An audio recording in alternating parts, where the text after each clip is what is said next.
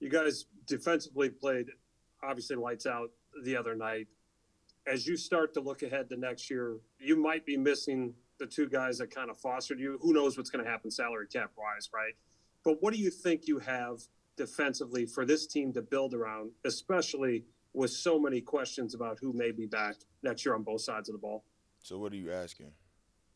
I'm asking how much confidence you have defensively with the guys that you know will be here, given the uncertainty, the high price guys, all the things that might happen Yeah, because of salary cap issues and free agency. yeah. My confidence in the defense and the guys that we have and that I know that's coming back is, everybody know the standard. Nothing's going to change from this year to next year.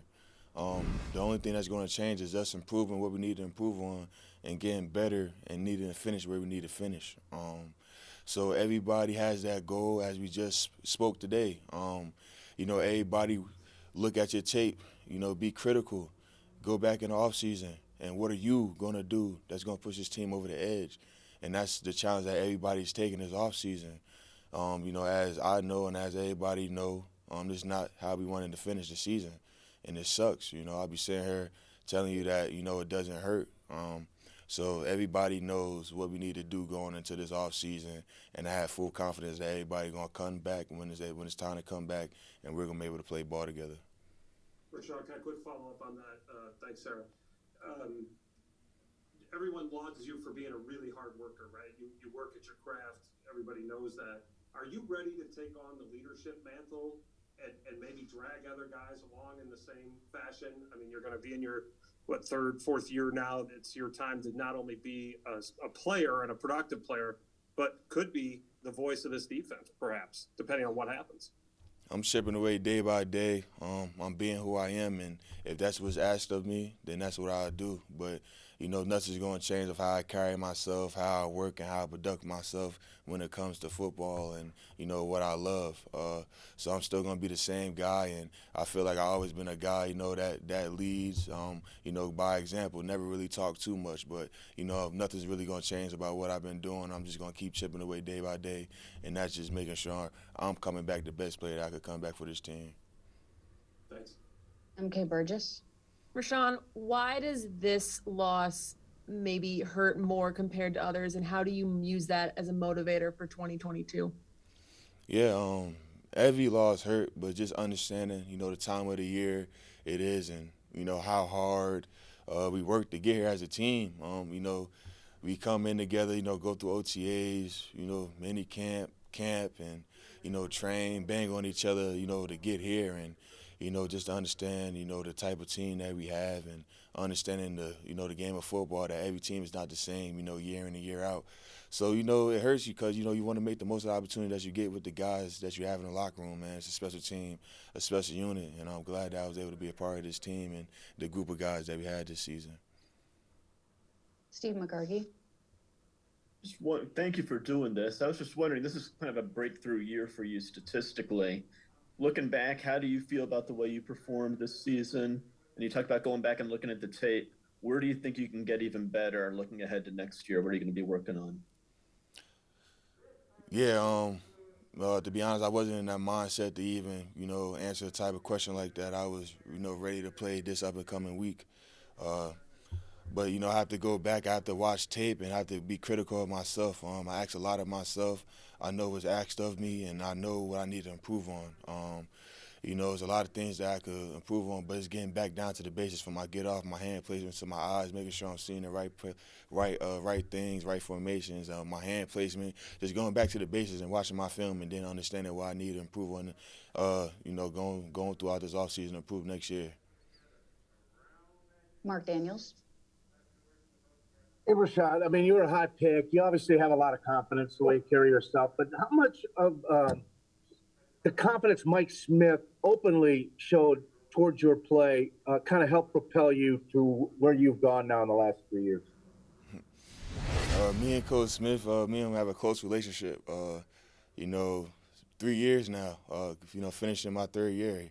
I came in with him, and, we've been riding 3 years long, and, just having a coach that, like I say, wants you to do good, want to see you be successful, it only makes you want to push even harder to be successful for yourself, even other than your personal goals. But having a coach like that cares for you and, keep pushing for you and, up and down, don't matter what time of the night.